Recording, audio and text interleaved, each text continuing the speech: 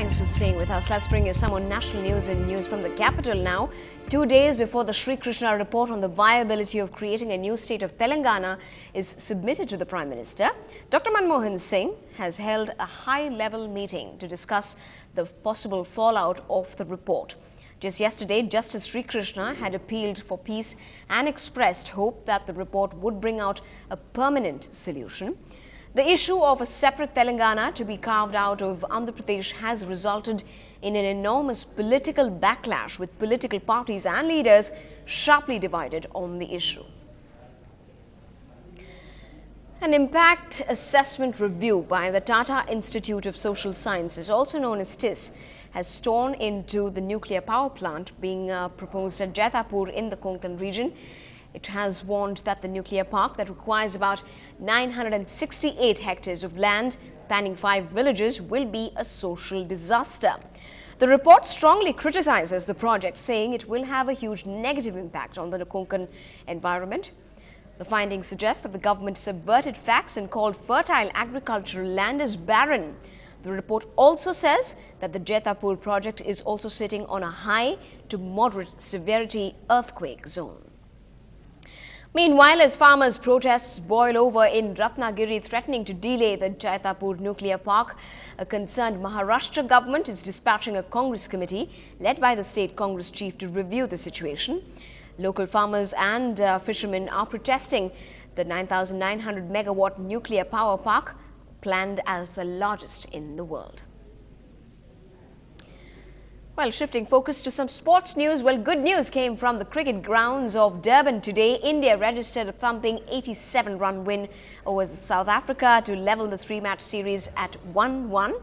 The South Africans lost wickets at regular intervals and were staring down the barrel when they lost the crucial wickets of Carlos and de Villiers in quick succession.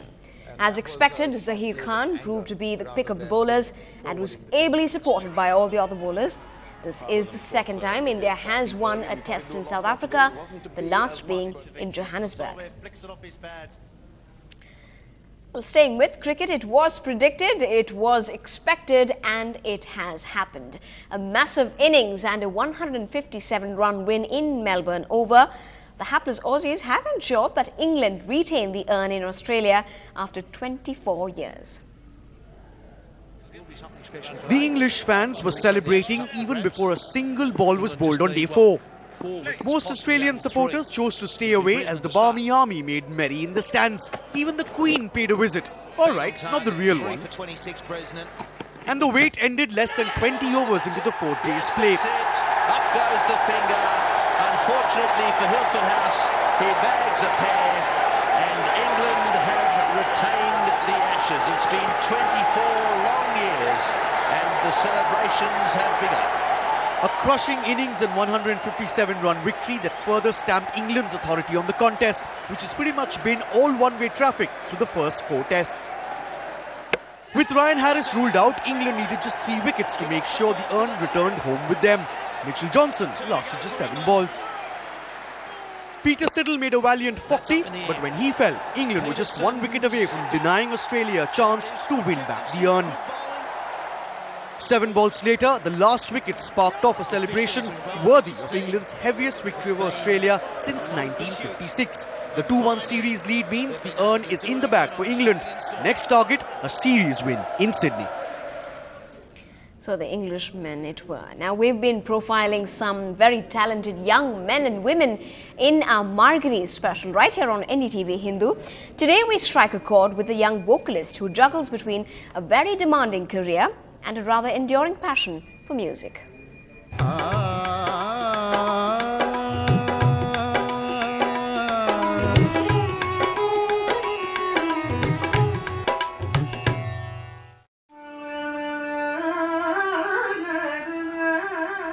Swarna Retas normally sits behind a computer, but during Margari, he is often seen behind a microphone. A postgraduate in mathematics from Loyola College, Retas is also an emerging vocalist. And when he chose to launch into Karahara Priya at the concert in Krishnagana Sabha, grey-haired Rasikas nodded their heads in approval. That's high praise in Chennai.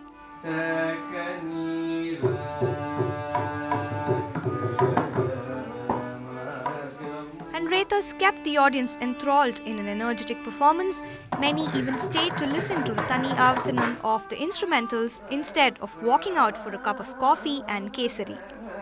The entire concert had the Rasikas glued to their seats, not surprising really since Retas has been a Sishya of Sanjay Subramaniam for the last 10 years and used to play the tambura at Sanjay's concerts. Songs in the concert list that I've planned that are not sung or not learned directly under him, I've probably picked them up from tapes or something like that, then I go to him in advance and sing those songs to him once to get it corrected and ensure that it's right. And then I can confirm it as a part of my concert list. Keeping track of his professional goals at 10 Miles Corporation and following the scales of his passion, which is music, comes naturally to young Retas. Things like an occupational hazard simply don't exist for him. The sort of company and the sort of people that I work with is, it's a little more flexible, it's a little easier, whereas, the startup culture is very prevalent within the company, so it's easier for us to do what we actually want to do, in other aspects of life also.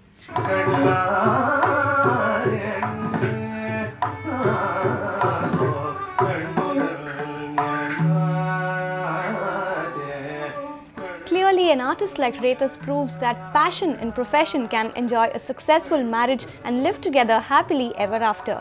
In Chennai, this is Divya Kumar for NDTV Hindu.